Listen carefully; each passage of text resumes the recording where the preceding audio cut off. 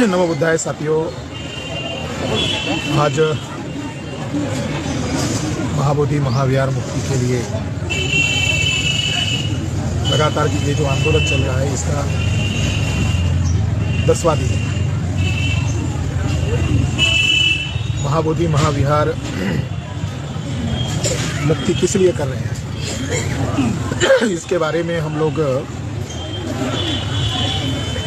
जागृति series social media के माध्यम से शुरू किए हैं। आज हम चर्चा करने वाले हैं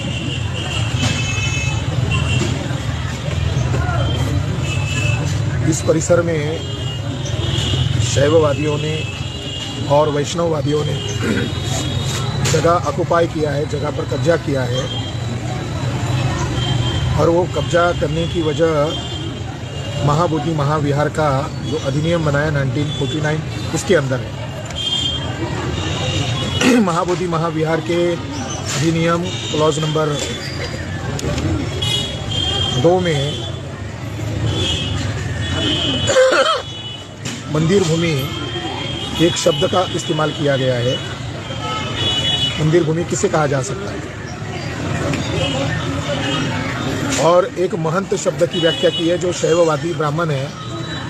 जब ये आयोग बुद्धिस्ट हेरिटेज को संरक्षित करने के लिए है तो इसमें महंत पुरोहित का आने का क्या मतलब है। और उसमें भी क्लॉज नंबर 3 में महंत ब्राह्मण को बाय बर्थ जेनेटिक आधार पर, वांशिक आधार पर इसका मेंबर बनाया जाने का इस अधिनियम में लिखने की क्या वजह है। बौद्ध धर्म के जो विरोधी महंत है उसका इस पर कब्जा ये कानून कर रहा है। इसके अंदर क्लॉज नंबर 10.4 में लिखा है मंदिर में पूजा अर्चना और मंदिर भूमि में पिंडदान का समुचित निष्पादन। क्लॉज नंबर 11 में भी लिखा हुआ है कि हिंदुओं और बौद्धों की पूजा अर्चना या पिंडदान के लिए मंदिर और मंदिर भूमि में जाने की छूट होगी।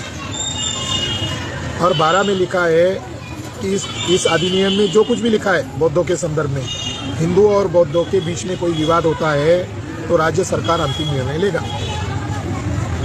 तो महाबोधि महाविहार के सारी विवाद की जड़ ये अधिनियम है 1949, क्योंकि ये अधिनियम ही विवाद पैदा कर रहा है।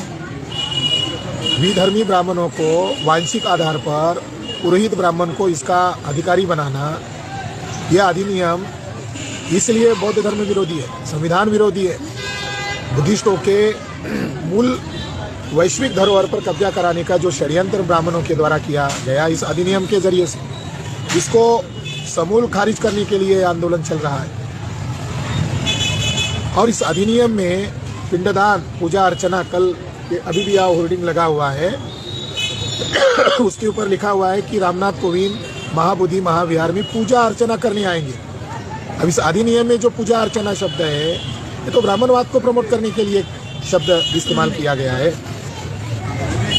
तो इस अधिनियम को जल्द से जल्द खारिज करना होगा, अन्यथा ये आंदोलन बहुत उग्र बनने वाला है और पूरे देश भर में इसके असर दिखाई दे रहे हैं और लोगों की भावनाएं उग्र होती हुई नजर आ रही है।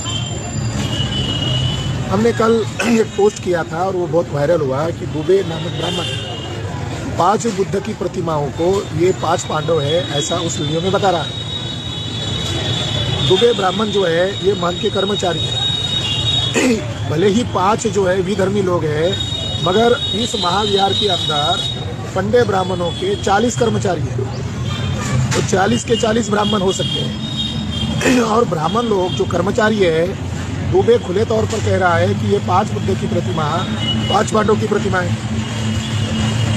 और उसको लक्कर जो कमरा है दूसरा, उसके अंदर शिवलिंग बिठा दिया गया है।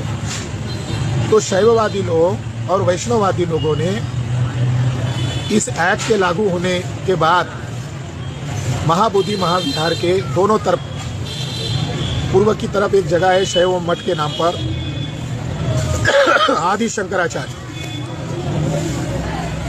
शंकराचार्य तो टेररिस्ट ब्राह्मण था। शंकर दिग्विजय में लिखा हुआ है कि उसने जो समूचे भारत का भ्रमण किया वो बौद्धों का कत्लेआम करने के लिए किया गया। और शंकराचार्य के द्वारा प्रचंड बौद्धों की डुप्लीकेट फौज बनाकर बौद्ध भिक्षुओं का नरसंहार किया गया। इसलिए मैं शंकराचार्य को टेररिस्ट ब्राह्मण कहता हूँ। तो आदि शंकराचार्य के मठ में जिसको घेरा बना के रखा हुआ है, वहाँ लाखों की संख्या में बुद्ध मूर्तियाँ है, भोटिव स्तूपा है। तो वो जगह तो पूर्ण रूप से बौद्धों की है और भारतीय पुरातत्व सर्वेक्षण विभाग उन पंडों का कब्जा नहीं हटा रही है। तो भारतीय पुरातत्व सर्वेक्षण विभाग किसका काम कर रही है, ये सवाल है, गंभीर सवाल है। लेकिन दूसरी तरफ यानी महाबोधि महाविहार के दूसरी तरफ उत्तर की तरफ दूसरा एक मंदिर बना हुआ है जो जगन्नाथ टेम्पल है। मैं 2007 में यहाँ आया था तो उसकी स्थिति ठीक नहीं थी, वो खंडहर की तौर पर था। अब देख रहा हूँ तो दो मंजिला तो मंदिर खड़ा हो गया है और उसको आने जाने का एक ही रास्ता है जिस वजह से विवाद की वजह बना हुआ है। और इस विहार को खतरा है, मैं आगे बताऊंगा इस विहार को कैसे खतरा पहले भी हुआ था और भविष्य में खतरा कैसे हो सकता है। तो इस महाबोधि महाविहार के प्रांगण में महाबोधि महाविहार की जगह पर एक मंदिर बना है जिसको जगन्नाथ टेम्पल कहा जाता है।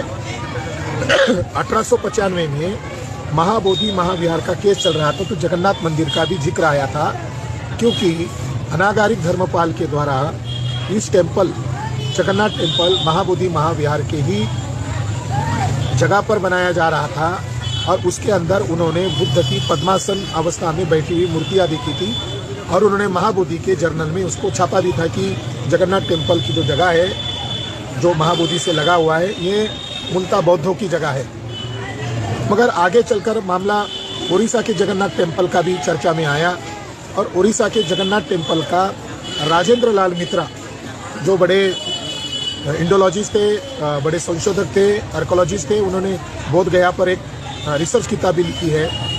उनके जगन्नाथपुरी के जगन्नाथ टेम्पल का हवाला देते हुए लिखा गया है और कोर्ट में उसको बाज़ाब्ता कानूनी रिकॉर्ड के तौर पर रखा था, जिसमें राजेंद्र लाल मित्रा ये कहते हैं कि उड़ीसा का जगन्नाथ टेम्पल ये मूलतः बुद्ध विहार है, उसमें बुद्ध की मूर्तियाँ आज भी है। ये रिकॉर्ड कोर्ट में लाया गया था।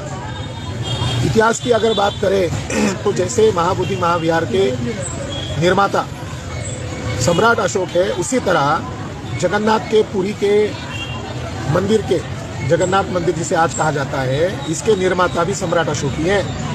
7वें सेंचुरी में व्यानसन जब उड़ीसा गए थे तो वहाँ पर बुद्ध के दांत के अस्थियों पर विहार सम्राट अशोक ने बनाया था, उसको वंदन करने के लिए वहाँ गए थे। बुद्ध की दांत के ऊपर 3 जगह पर स्तूप बनाए हैं, एक उड़ीसा में है, दूसरा अफगानिस्तान में है और तीसरा विदर्भ के भंडारा जिले में पौनी में है। वहाँ पर भी जगन्नाथ टेम्पल के नाम पर उस जगह पर कब्जा किया है। ये जो जगह है, ये जगन्नाथ टेम्पल जो है, ये जो जगह है इसके प्रीमाइसेस में संभवतः महाविहार था और ये महाविहार यूएन संघ ने 7वीं शताब्दी में महाबोधि संगाराम नाम से देखा था। 3 मंजिला बुद्ध विहार ये संगाराम था, 600 कमरे थे और लगभग 1000 भिक्षु वहाँ रहते थे। तो ब्राह्मणों ने संभवतः उसी जगह को ऑक्युपाई किया है और उसी के इंस्ट्रूमेंट से, उसी के पत्थरों से, उसी के दीवारों से ये मंदिर को रिकंस्ट्रक्ट किया गया है। मगर उड़ीसा का जो जगन्नाथ टेम्पल है उसके अंदर शाक्यमुनि बुद्धा के दांत की अस्थियां हैं और वहाँ त्रिरत्न की पूजा होती थी। कनिंघम महोदय ने त्रिरत्न का मतलब बुद्ध धम्म संघ ये बताया और उसकी जो सिंबल है, सांची का जो त्रिरत्न का एम्बलम है, सिंबल है, वो उसी का नकल करके आज कार्टून के तौर पर जगन्नाथ की मूर्तियाँ लकड़ी की बनाई जाती है और उसकी पूजा की जाती है। आज भी ब्राह्मण लोगों ने उन प्रतिमाओं में कोई परिवर्तन नहीं किया, बल्कि त्रिरत्न की ही पूजा की जाती है और उड़ीसा में चलता है। मगर ब्राह्मणों के षड्यंत्र के कारण आज पुरी का जगन्नाथ मंदिर ब्राह्मणों का अड्डा बना हुआ है और वहाँ का जो कार फेस्टिवल है, रथ यात्रा जिसको कहा जाता है, 4th सेंचुरी के बीच में आए हुए फाहियान ने पाटलिपुत्र में ऐसी कार फेस्टिवल देखा था, रथ यात्रा देखा था। जिसमें बुद्ध धम्म संघ की रथ यात्रा निकाली गई थी और स्तूप के सामने वो रथ यात्रा आती है। उसकी ऊंचाई भी उन्होंने देखा कि उसकी ऊंचाई इतनी थी, 21 फुट थी। कुल मिलाकर 21-22 रथ थे और पूरे पाटलिपुत्र के लोग उस दिन उस कार फेस्टिवल में शामिल हुए थे, ऐसा वर्णन उन्होंने किया है। वही कार फेस्टिवल आज भी जगन्नाथपुरी की मंदिर में चलता है। हम चर्चा कर रहे हैं कि महाबोधि महाविहार में जगन्नाथ मंदिर क्यों है। अगर वो उड़ीसा में है, वो मंदिर भी बौद्धों का है, उसे भी इसी तरह मुक्त करने का आंदोलन उड़ीसा के लोगों को चलाना होगा।